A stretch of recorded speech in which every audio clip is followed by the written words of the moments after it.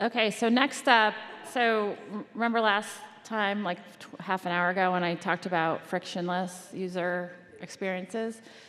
So, especially on the consumer side, what do you think about when it comes to needing to scale authentication for 1 million users, 100 million users? How about 1 billion users? Well, that's what Mike Slaw is here to talk about. Mike Slaw is the principal industry specialist at Amazon, and he's going to talk to you all about what Amazon thinks when they're rolling out new authentication methods at scale. So please help me welcome Mike Slaw.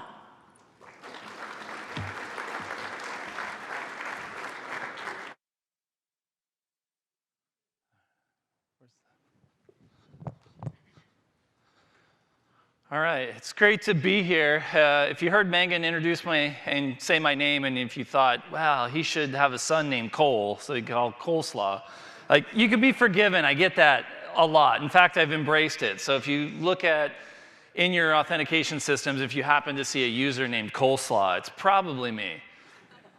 But I can do you one better on that. If you look at my full name, Michael Slaw, and you say it slowly, it becomes my Coleslaw. Why my parents decided to name me My Coleslaw is probably a good dinner time conversation. But it is a way that you will now never forget my name. I've been with Amazon for just over a year now. And one thing I've learned very quickly is that we do almost everything at scale.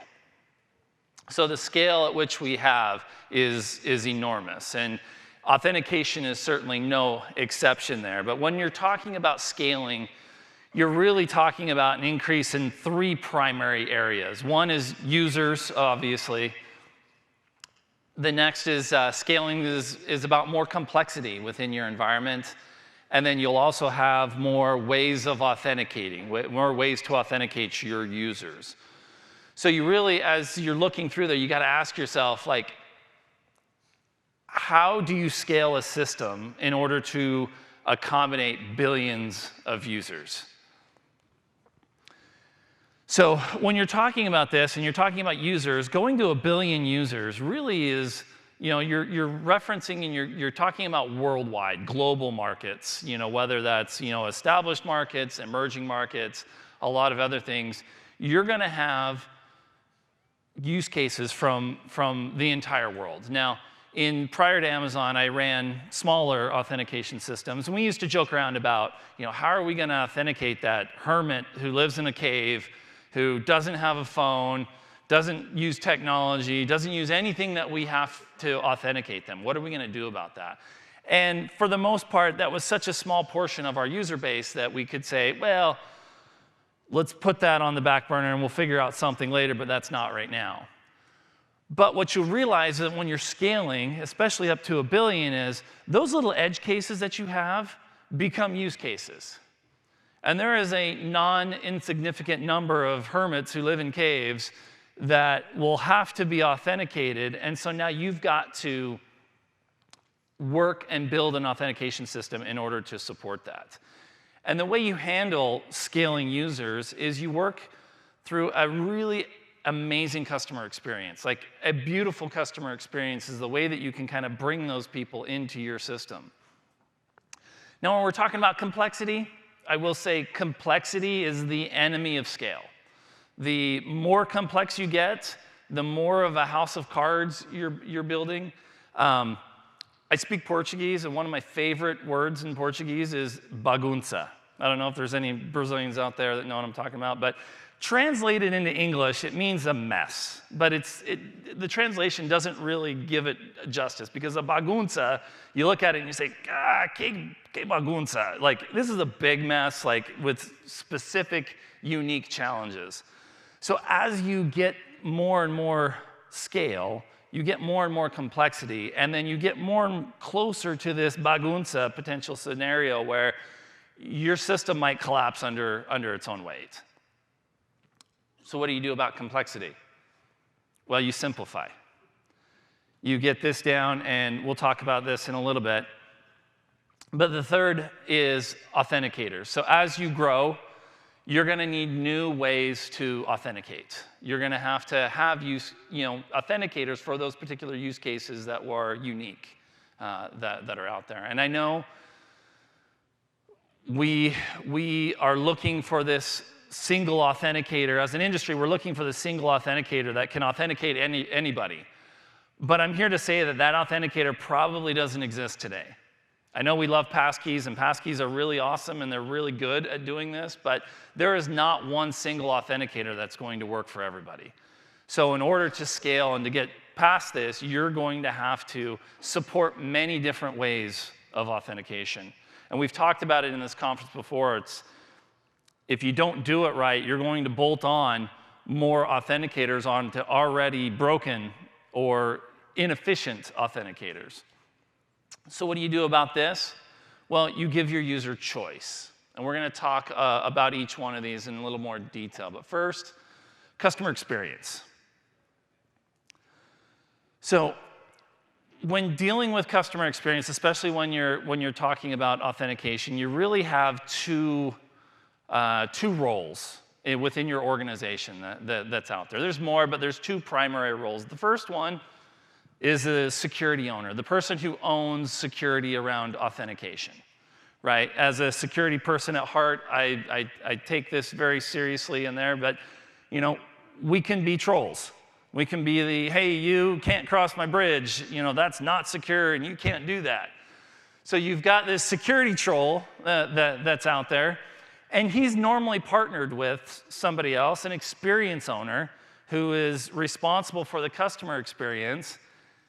And this person is responsible for making sure authentication works for the customer. Now, there's a balance between these two roles going in there. Sometimes the security troll is a really big troll, and he gets his way all the time and says, this is how authentication's going to work.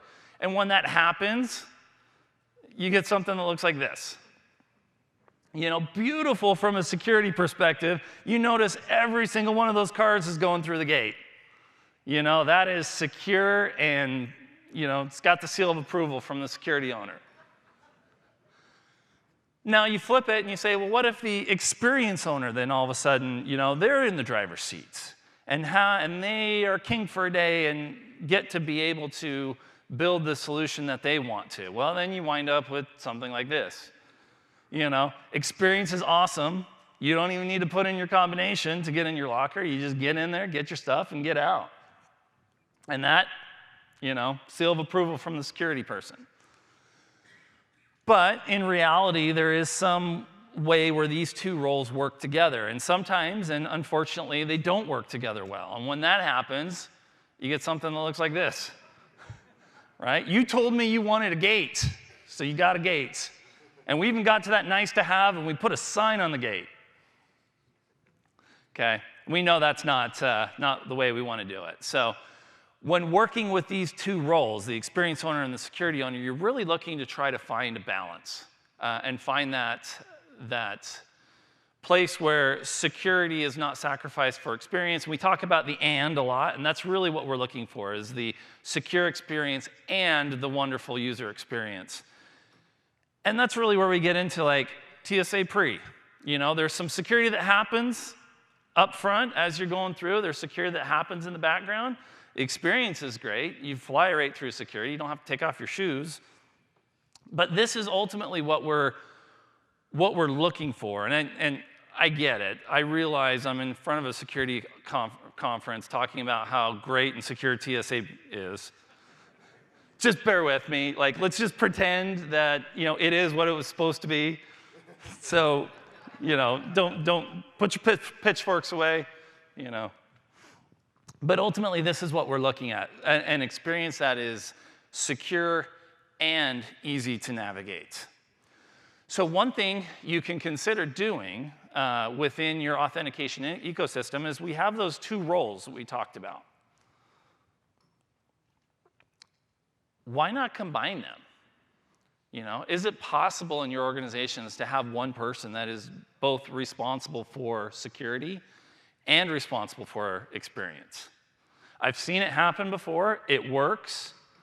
It allows for really quick speed to market decisions. When you've got somebody that's responsible for KPIs around ATO, and that same person is also responsible for KPIs around experience, like authentication throughput, you really have to find the balance of where that line is. You're forced to. You can't be the security control. You can't be the, you can't over-index on experience. You have to find where that line is so that you can build these experiences that work for both of them. So as you're looking at this considerations for building great user experiences, you really want to have 3 focus areas in there. One, you want to make it simple, right? Simplicity is about creating a step-by-step experience. You don't need an instruction manual to go through authentication. It guides you through. It guides you through all of the edge cases, all of the exception cases that it does. And the second bullet point in there is a little controversial, but I'll say it anyway. Like, you should seek to authenticate your users as much as you can up front all at once. Now, I understand there's some low-risk scenarios where you wouldn't want to do that, but I very much view authentication as, we've got the business giving me a visitor, and I use authentication to change that visitor into a customer, right? And I should do that as much as I can while I have that person's attention.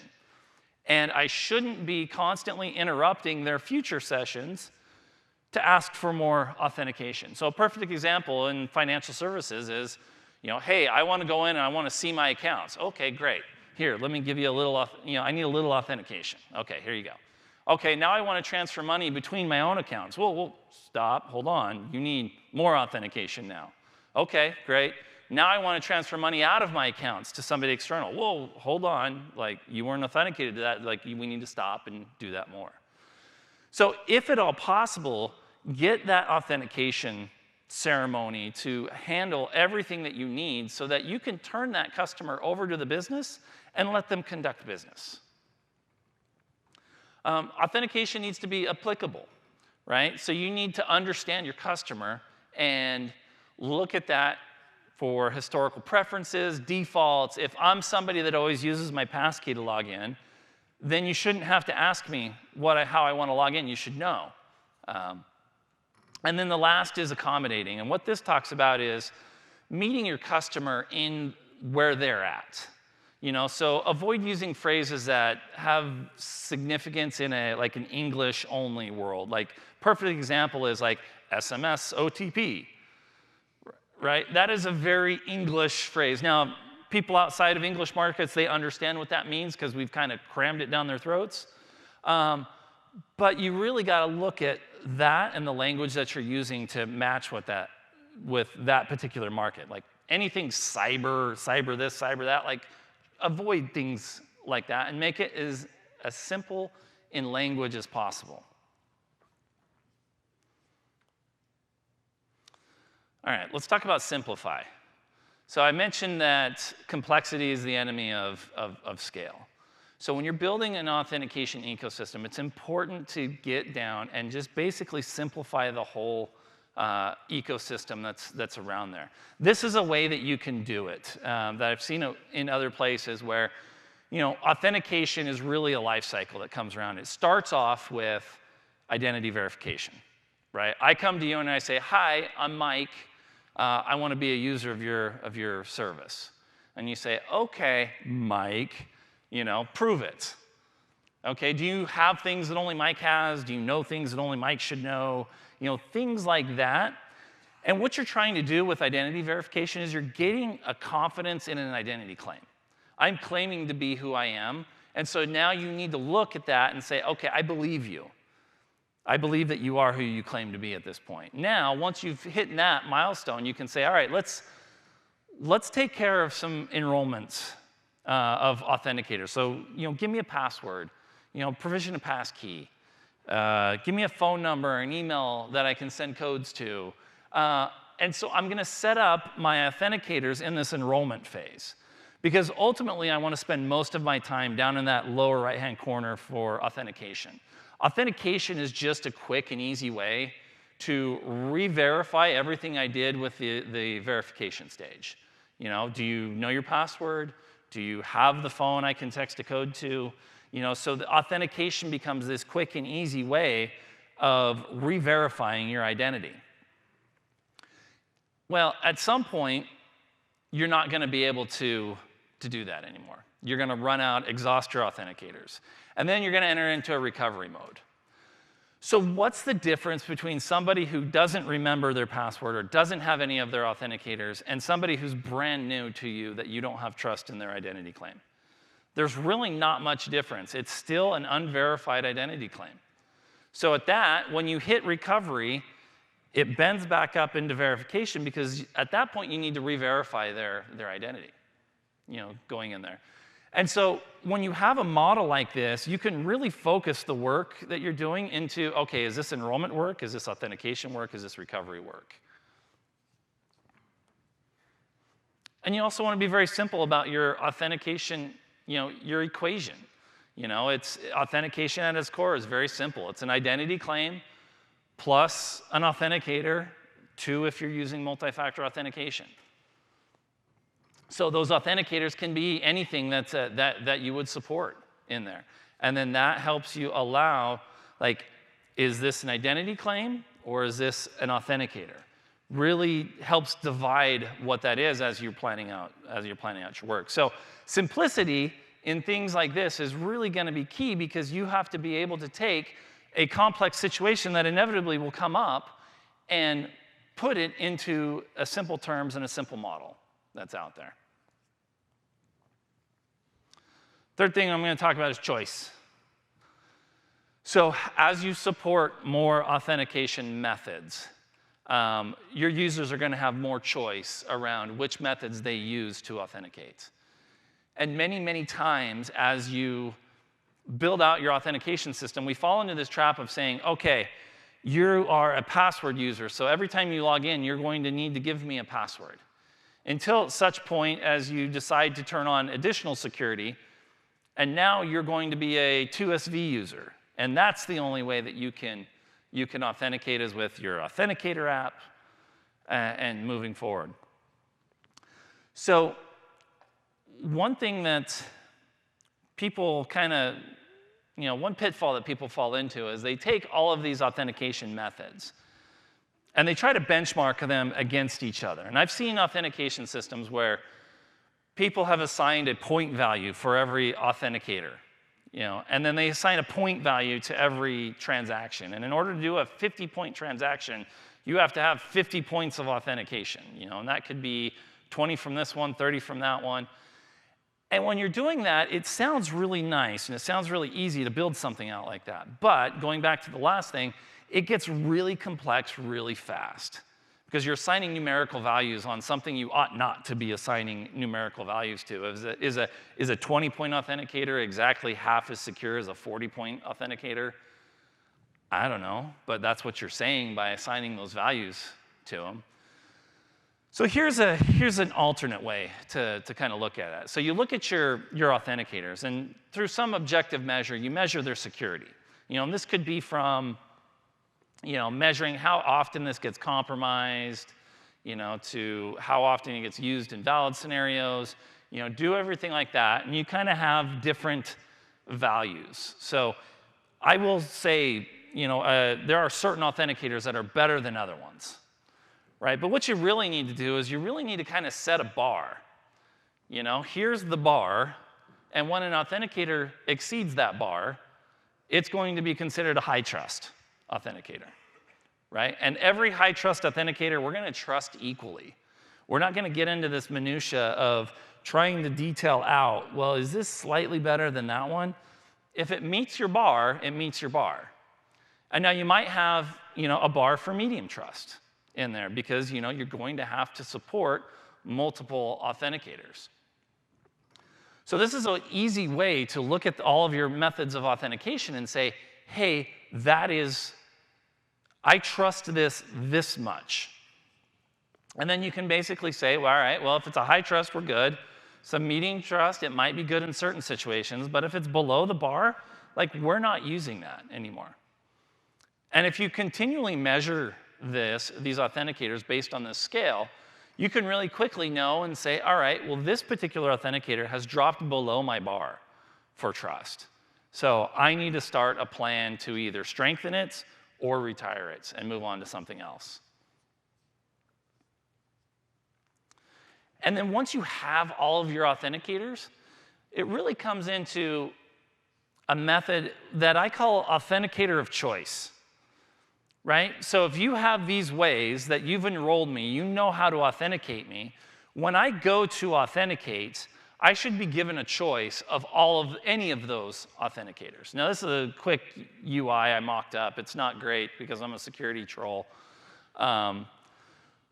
But you can go in there and it basically says, all right, tell me who you are. All right, coleslaw.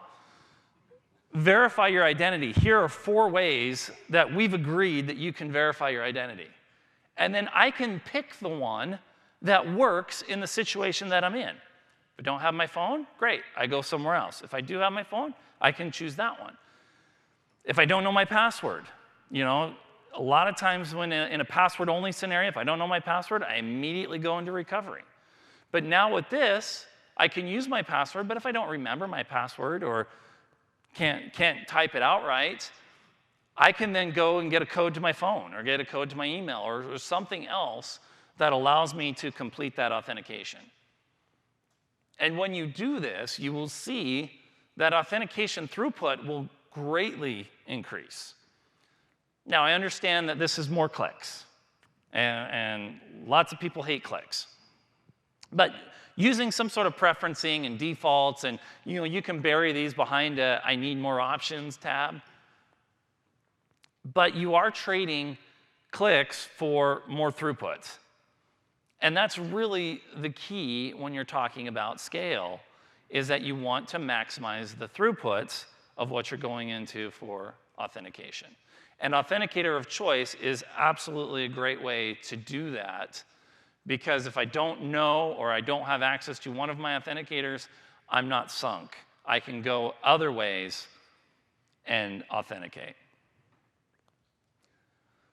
So then when you're looking at a multi-factor authentication, you can do something easy like this and say, all right, well, for multi-factor authentication, I need 2 authenticators. I need an A1 and an A2.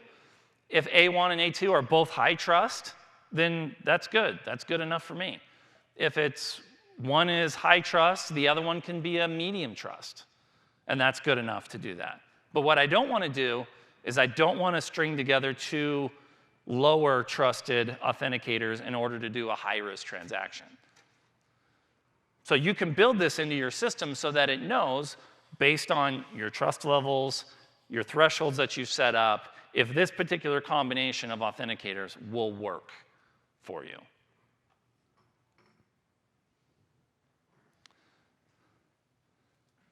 So in conclusion, I'm going to share a story with you that kind of outlines a good philosophy that I have for my life, but it also applies to authentication. Several years ago, I was on a business trip, and I happened to be back in my hometown. So I arranged to have dinner with my brother and my sister at that point. Well, the day comes, and what I didn't realize at the time is that my brother and sister were fighting with each other, and neither one of them wanted to go out to dinner with the other one. So they both called me up independently and canceled dinner plans, and didn't really tell me why until later. And so I was sitting there in my hotel room, and I had no dinner plans, and I was like, okay, all right. Well, if you know me, you know that I love pizza. Like, pizza is the sweetest thing to touch my lips since my wife. So I said, I'm going to order a pizza. And so I went out, called out, ordered pizza, extra cheese, jumped in my car, went out there, and arrived at the pizza place, and they said, oh, I'm sorry, you're the extra cheese guy. And I said, yes. And they're like, we're so sorry. We made it with regular cheese, but we've got the pizza in the oven. It's just wait, a couple minutes and we'll have it. So when it was ready, they came out and they actually had 2 boxes of pizza. And they said, well, hey, here you go. We don't have need for this one, so we're going to give you both pizzas. So there I was with no dinner plans and sitting there with 2 pizzas. And so what did I do? Well, you know how when you eat pizza and you take that first bite, it's always the best bite.